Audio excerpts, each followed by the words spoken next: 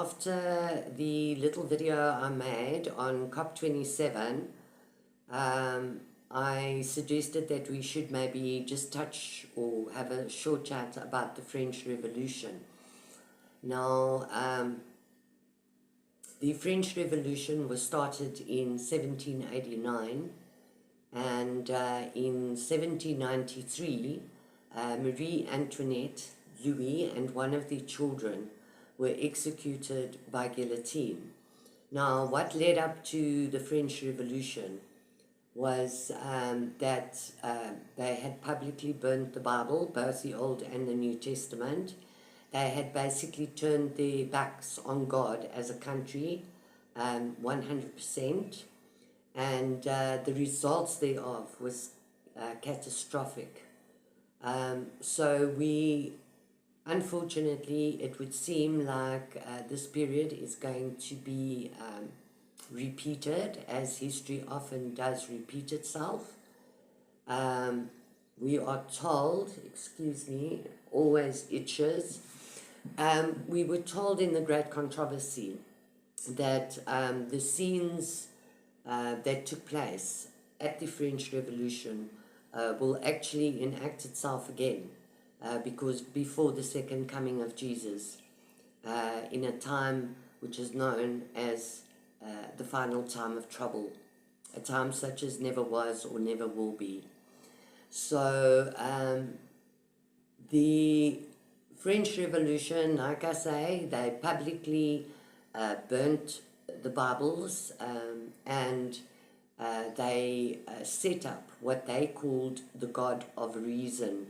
They took a prostitute and they took her into Parliament, where she was honored and revered, and she was also put on a carriage displayed, which was taken through the streets, and she was known as the goddess of reason.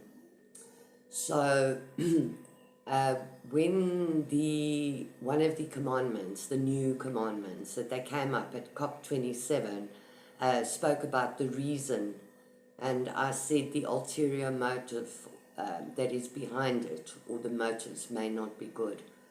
That is what came to mind. Now, under normal circumstances, reasoning is awesome. It is great that we can chat to one another, that we can debate issues, that we can reason together. In fact, in Scripture, God says, "Come, let us reason together." So reasoning under normal circumstances is a wonderful, wonderful idea, and very, very scriptural, very biblical. But unfortunately, what man has done with this reason is really out of the ordinary, and we are sitting with huge problems. I'm not going to go into the whole COP27, the new 10 commandments, plus one, but you're welcome to listen to that little video of mine. It's just, I want to say that what has happened more recently, Mr. Klaus Schwab and his sidekick, Navari, they are publicly saying there is no God, there is no Jesus, and we've got a lot of people actually going that way, where and a lot of evil in the world. So we've got to think very, very carefully.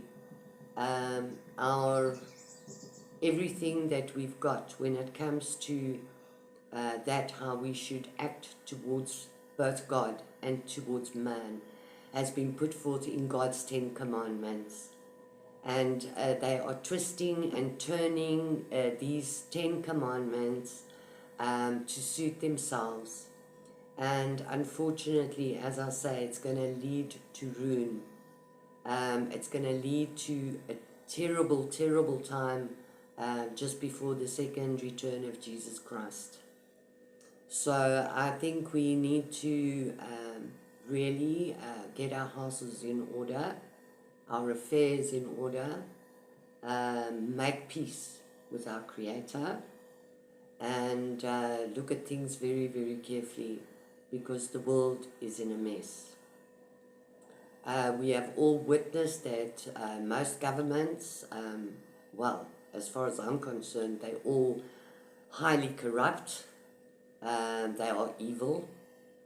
They've performed the worst atrocities against man, and the servants, if we can call us servants, those who fall under them within a country. They have really, they have turned their backs against God as well. And unfortunately, we're also sitting with the thing that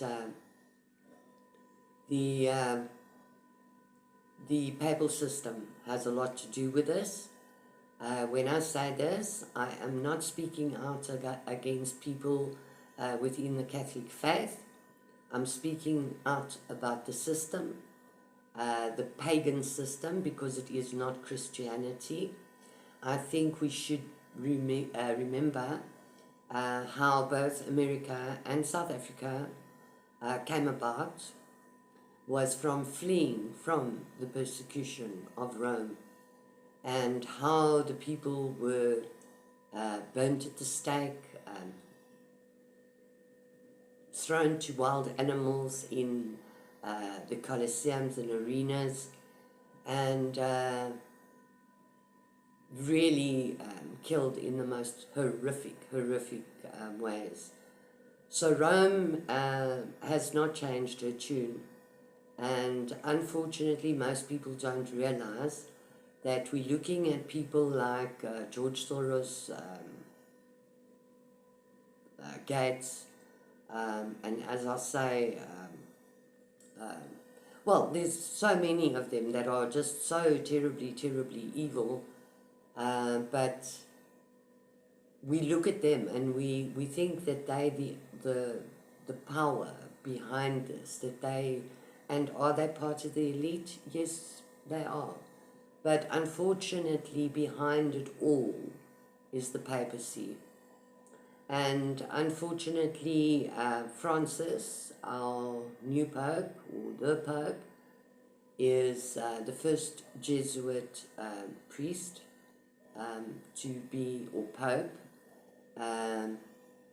And the Jesuits is basically the military force behind the papacy, and they are behind all the misery that has been caused in the world. Mostly, I'm talking the latter times.